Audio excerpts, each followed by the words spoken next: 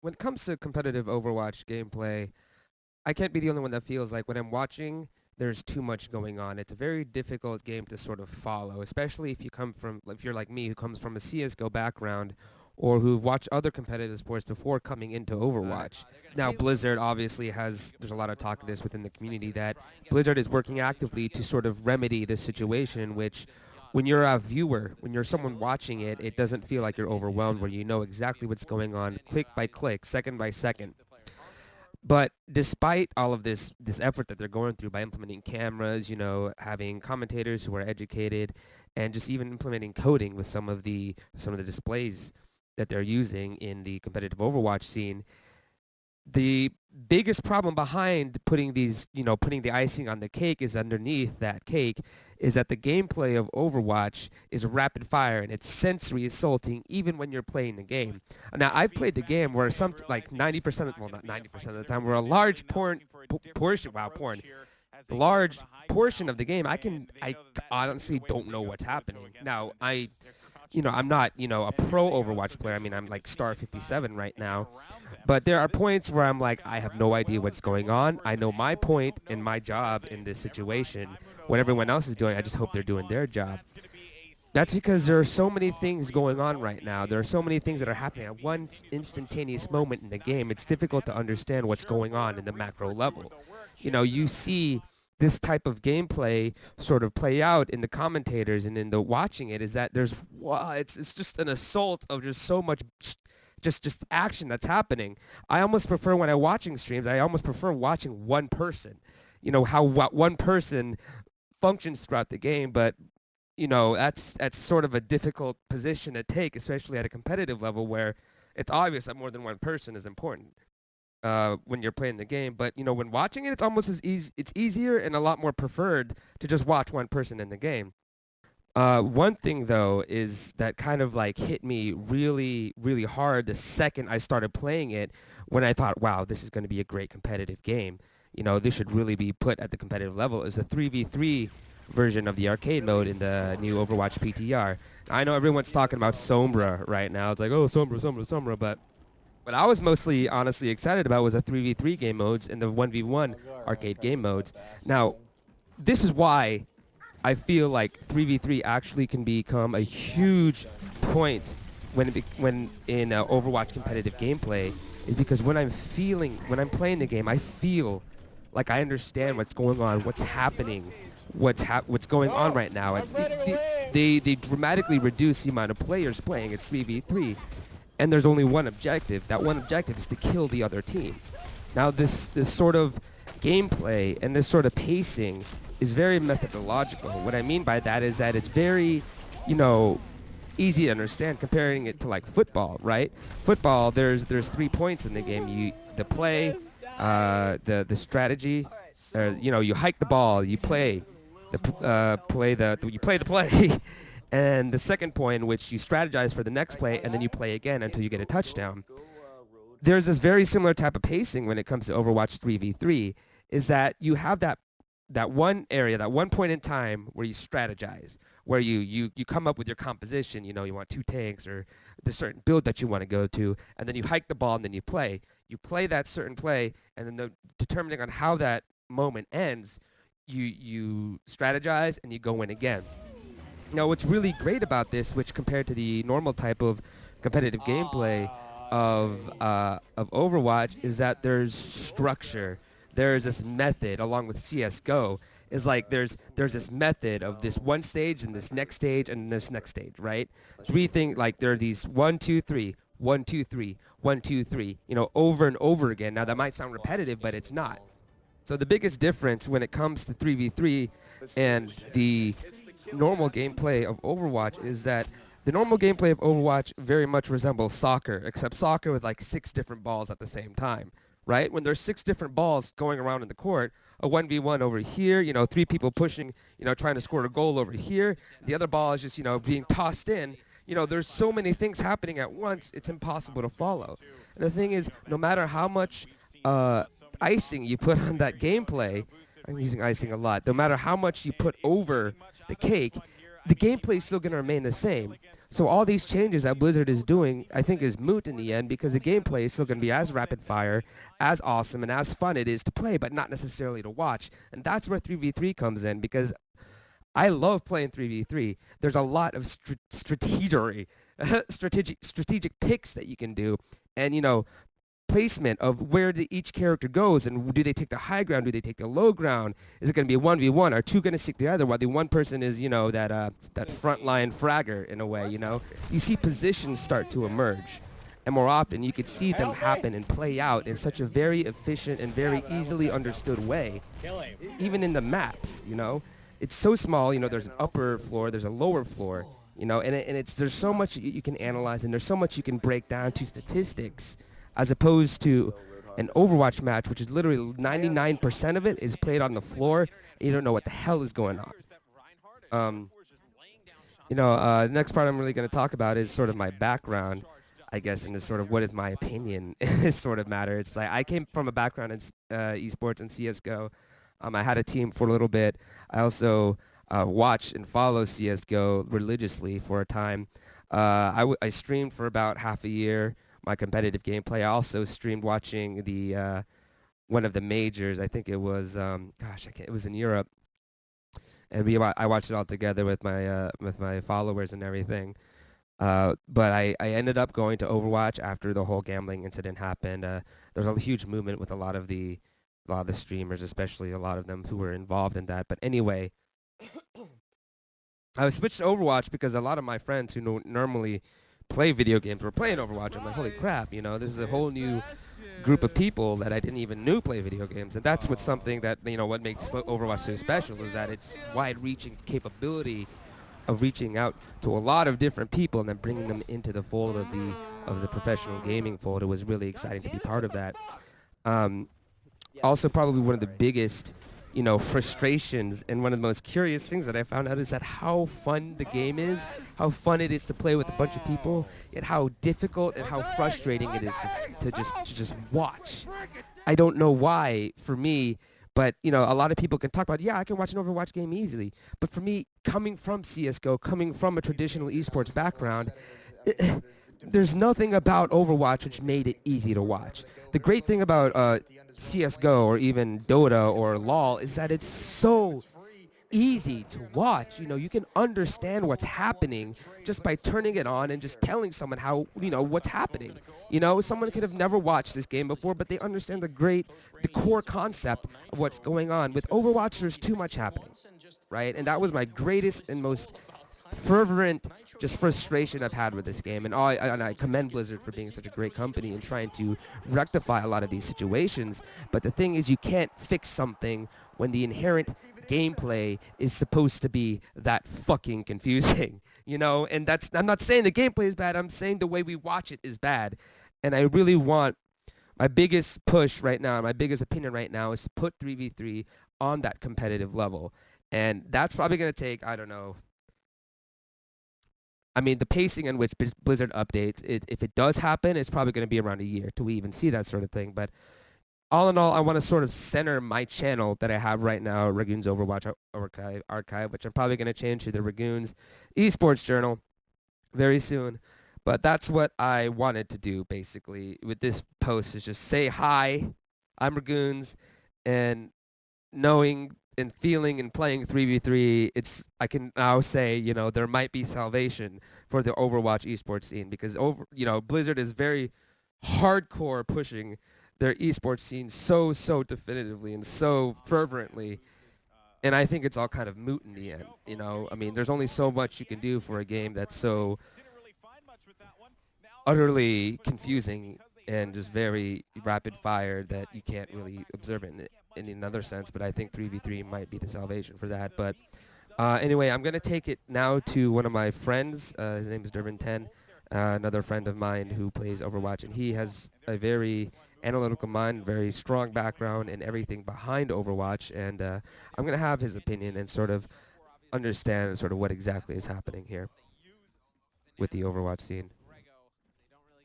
So you keep up with the pro scene then, right? You understand, sort of like what's Yeah, been going generally. on, and, yeah. Generally, yeah. So I mean, I keep up with the meta and everything. I read the Captain Planet meta report every couple weeks. Nice, nice. So what is your opinion on the esports scene in the sense of how like the watchability and sort of the I guess your whole roundup and your whole viewpoint of it? I would say that they need to do some work, and they probably are, on making it more watchable. I enjoy watching it, but I don't feel like that's really the common opinion. It's really hard to watch, a 6v6 match when they're just kind of like swapping between different heroes, and you never really know you don't really get the whole big picture a lot. So they need to work on a way to be able to see what's happening better. Be it more of a focus on watching the action from above, or like 6 screens to see the point of view of everybody on the the team or whatever. Sounds so ridiculous. They need to figure it out. I guess my whole opinion, I recorded a bit before this, but my sort of opinion on the whole thing is that the nature of Overwatch and the way that it's played is it's supposed to be sort of this sensory overload of just so many things happening at once. I think it's kind of moot to even try and make that something like that watchable, because when you're playing it it's almost too much just from one perspective. You know what I mean? Like, you have to, though. Like, I mean, you could say that about any sport, though. I mean, like, if you're the guy in the sport playing the position, it's really chaotic around you, but the audience still sees everything that's going on. I mean, and they have to, because they're making Overwatch into like an esport with an actual league, right? Like NFL style. So they've got to figure out how to best show that to the audience, because there needs to be an audience to support the league. Right, and most of the audience right now for Overwatch and for the Overwatch esports scene is from people who already play it. You know what I mean? But yeah, a lot of the sort of pushback on that sort of viewership is the idea that why would they even be watching when they could just play?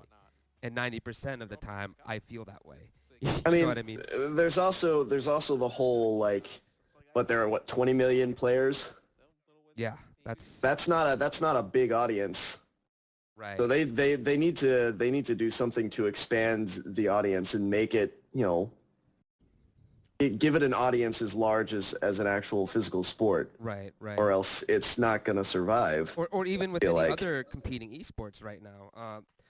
Like a lot of what, the success with CS:GO and LoL and Dota is that, there are people who, like, there's another audience portion of people who played it before, right?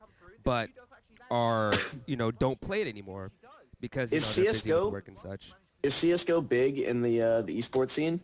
Oh, well, it's like number 2. Number 1, of course, is, the fucking MOBAs, but... All right, let me ask you a question then. Yeah. How is CS:GO presented to its audience? It's, as I want to, so it's like, it's easy to watch. This is why I like the 3v3 mode in Overwatch, is because unlike the main Overwatch game, with 3v3 there are sections of the gameplay, and the way I compared it to was CS:GO with it's a single elimination, and then this one person's out and the map is small, and then there are different sections of the game which occur. Same thing with football, there's like I guess 20-something guys on the field, but it doesn't matter 22? because you know better than I do. But there's pacing to the game, right? There's the play, and then there's the let's adjust something and then let's play again, and it's on one field and you can see it from one perspective. Well, I mean, you have to sort of think about it, as like I don't know, like basketball or hockey, that's around that number of players per team. And, there's the offense and the defense. And it's really not that different, I think, from other esports. It's just they've just had an issue where when you've got 12 people all fighting in one small area, it's very hard with the perspectives they currently have to watch it to tell exactly what's going on, even with the commentary, especially since the commentary I've heard it tends to get distracted Yeah. Like they'll start talking about a fact about some player and stuff's going on, and then they come back to the game and they're like, "Wait, what just happened?" You know? Right. But it's interesting that you brought up that point is because I feel like it is like soccer and it is like basketball in the sense that it's a continuous game. However, I think the difference here is that with Overwatch, there isn't just one ball. There's like six different No, balls in six different situations that could that's be not true. happening. Well, Not I mean, true. like, That because there there's could be there's the objective, and that's it. right, but like, there's the map though. It isn't a linear map. It isn't back and forth. It's Yeah. four different dimensions. Let me put it this way though. When you're watching football, say, you're watching where the ball is, right? Right.